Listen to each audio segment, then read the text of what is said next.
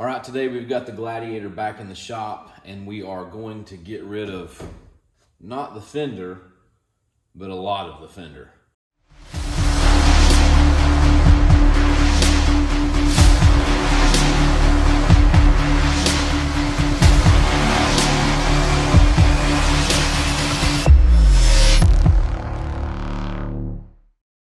First thing we're going to do is get this fender out and off the truck.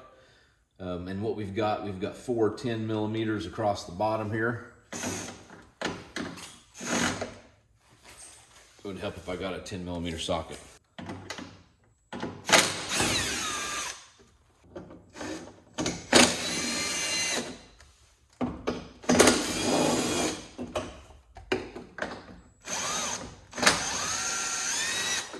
All right, so that's 4 10 millimeter head bolts.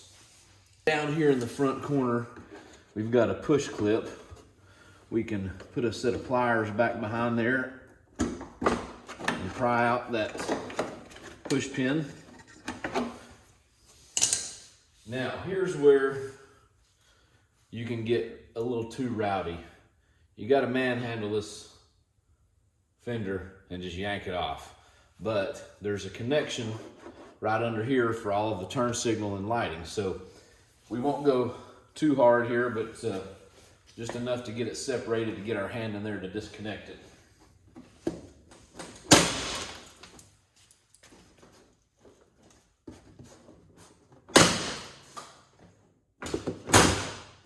All right, now that we've got that thing partially pulled out, you can disconnect the little connector there. It is a 6-way connection. There we go. And then we're going to lay our fender upside down on a piece of foam or something to protect the paint. Now what we've got to do is we got to take all of these clips out. You'll find a lot of them break, some of them don't, but you'll just pinch the back side of them with some pliers and remove them.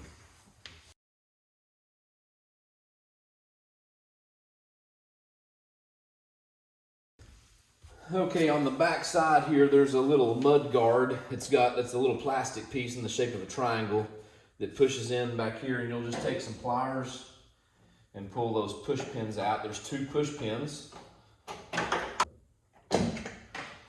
And here's what that looks like. So you've got 2 push pins and that thing's just snapped in the bottom edge of the fender. Now that we have that out, these 2 brackets need to come off. And what I find the easiest to do on that is just grab a hold of it, bend it up and down, just keep working it back and forth, and it's going to fatigue the metal and crack it, and then that bracket will come right off.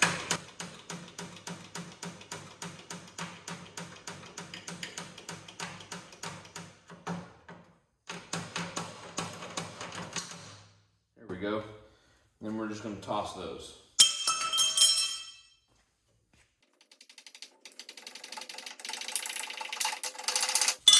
We don't have any touch-up paint with us today, but we're gonna go over here to the local dealer and get some Sarge Green touch-up. And you can see under here where that bracket was, you can just see the primer. It doesn't even have green paint under there. So we're gonna paint that area green with some touch-up. But our next step is this connection up here for the wiring. I'm gonna take some pliers and pull that off, and then remove that clip off the bottom of it. So that just leaves the connection for that wire by itself.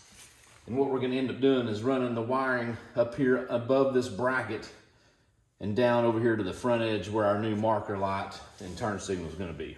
So we've got an inner fender that we need to get out of the way. And what that's gonna come off, or what's going to come off to get that off, is a 10 millimeter here at the front. And then we've got a series of push clips around the perimeter that need to come off. So we'll just take a pair of pliers and work those out.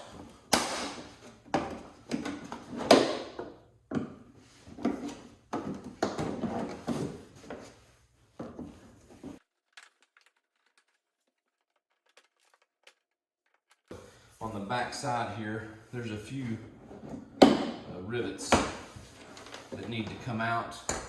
And what I do is get on the back side of them and cut them off with a pair of side cutters.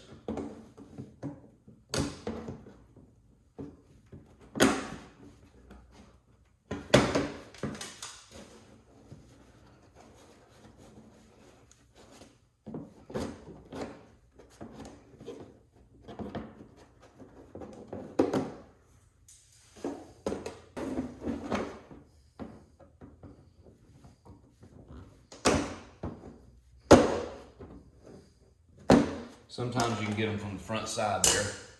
Now, you can just rip this stuff off if you want, but we actually have a customer at the shop that needs a set of these. So we're gonna save them and keep as much hardware that we can. And we actually are giving these to a customer who's doing a Rubicon Fender upgrade on his non-Rubicon Gladiator. So we've got that piece off.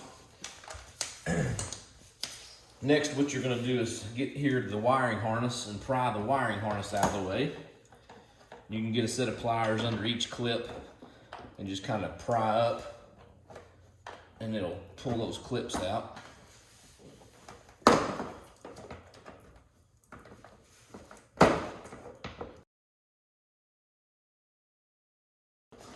There's a little clip up here up front that's just kind of like some metal teeth that just grab onto the fender. So we've got the harness all disconnected there. Now, all of these original white clips, we need to go ahead and get those out as well. And you can just pry up the edge of them. And what I need to do is show you here how this thing, there's little teeth in here that snap in that you can just pull out. You just need to pry up the tooth to get it kicked sideways. There you go, and then that thing will come out. So here's what that looks like. You can see those little teeth in there that snap into the fender. So if you've done this before, you know these things break a lot. So we're gonna save these just so we have them in case we need to take a fender off, because we do a lot of onboard air setups where the fender has to come off and then go back on, and you can save all those clips. But now that we've got that apart, up here in the front edge, there's one single push clip in the front. We'll just pry that open. You pull the top piece out, and then the bottom will come out with it sometimes. Here's what that looks like. And then this front flap will open up. So now we've got a bunch of T30 Torx that we need to get pulled off of here. I won't go into huge detail there, but there's probably 6 or 8 that we need to take out.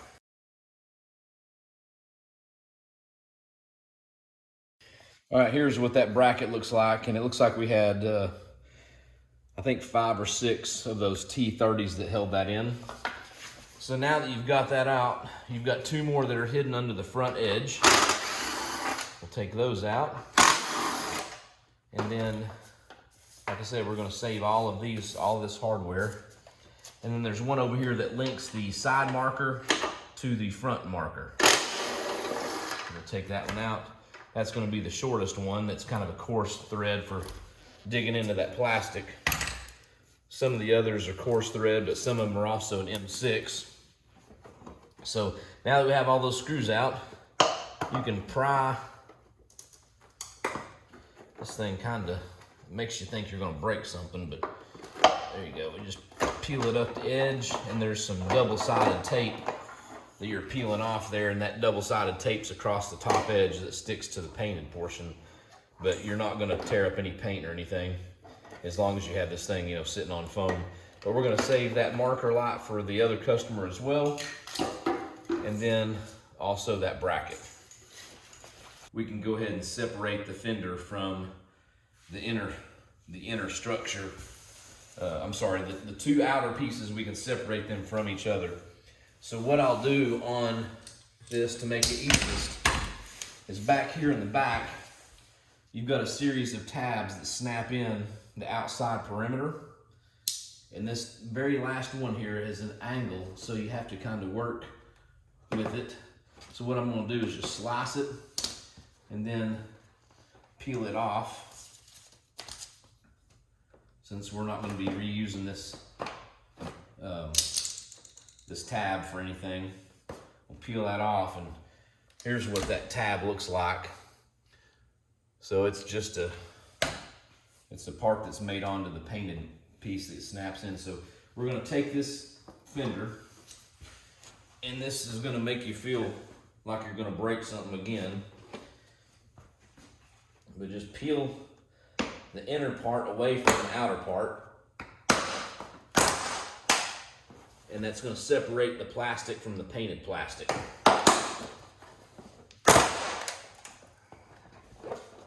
And then in the very front, there's one little white tab. You'll depress the little lock that's holding it in.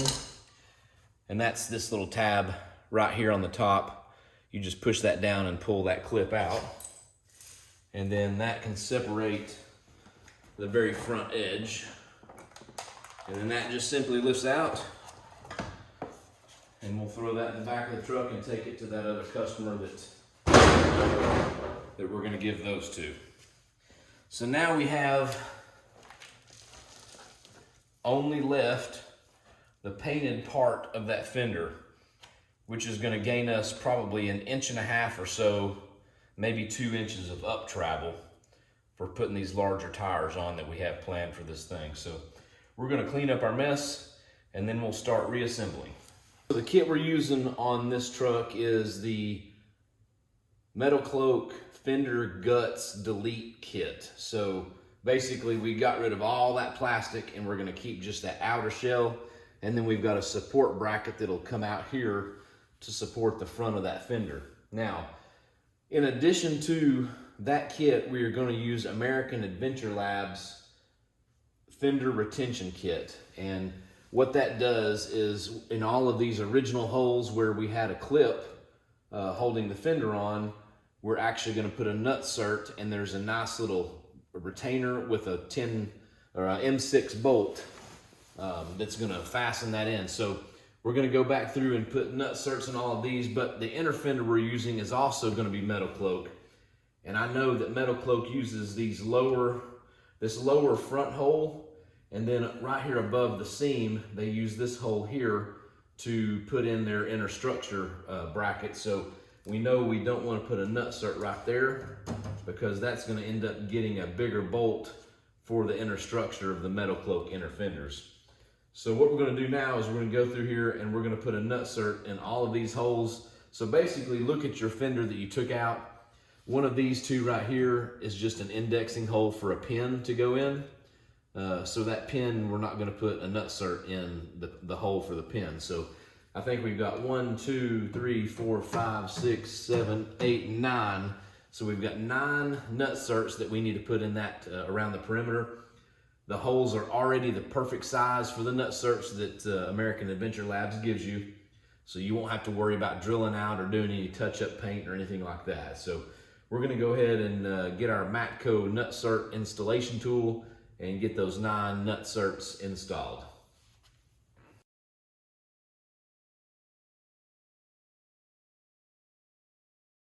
Here's our MetalCloak harness. We're gonna have, of course, the front facing DRL and turn signal, and then we've got an amber side marker that will come out of the side of the fender. And then here's all the other stuff that comes with it. And this is gonna plug into the factory connection, which is right here.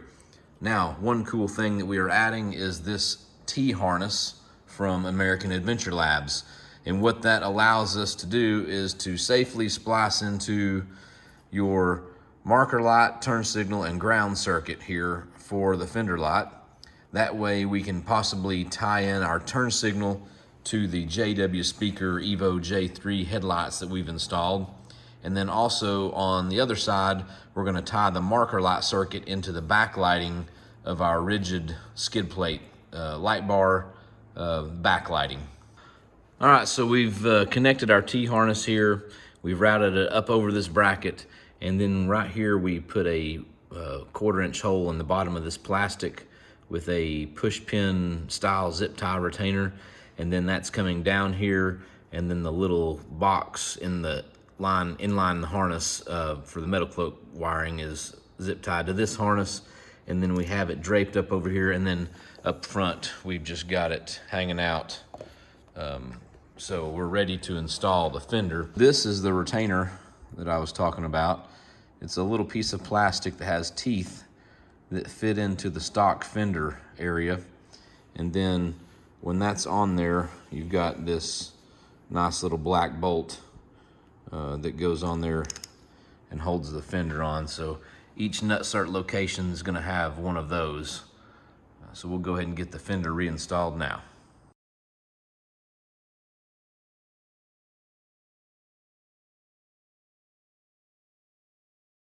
The next thing we're going to do is we're going to take a razor knife and trim off all of these tabs around the perimeter.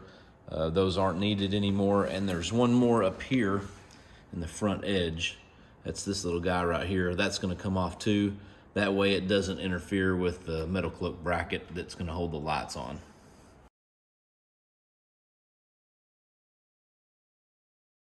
Now we've got the main piece from MetalCloak that's going to support the front of this fender, and it simply goes on these two front tabs. It'll just lay up there, and then you'll have two bolts that hold it on, and then they'll be topped off with nuts, of course.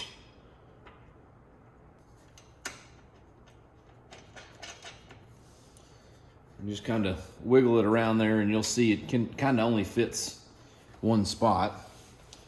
And those are 13 millimeter.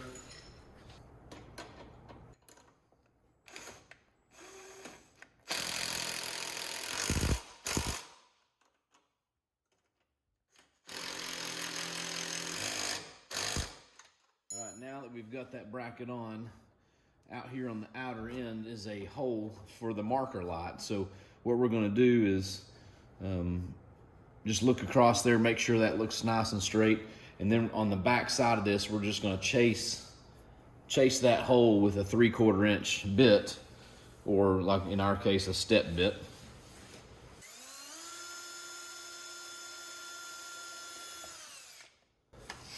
All right, now that we've got the small hole from the inside, just make sure you've got it centered.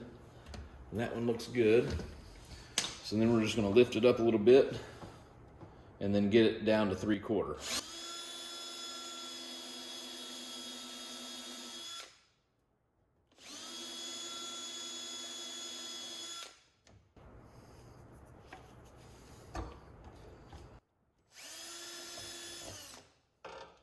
Now that we have that hole drilled, we can take our harness, and we've got two places or two different spots here. What we'll do is pull this sleeve back, and the marker light will go out here on the end, but the turn signal, there's an access hole in there to tuck it down in, and then that'll go and then bolt to the front, just like that right there. And that's going to take two of these little machine screws with a T15 driver.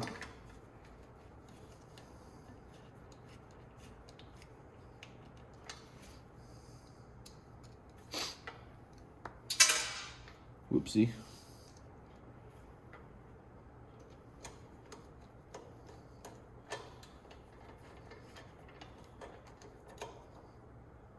Just snug those up there. Doesn't have to be very tight at all. And then out here on the end, you'll want to slide the grommet off the lamp. That lamp will fit through that hole, and then you'll run the grommet all the way through the hole.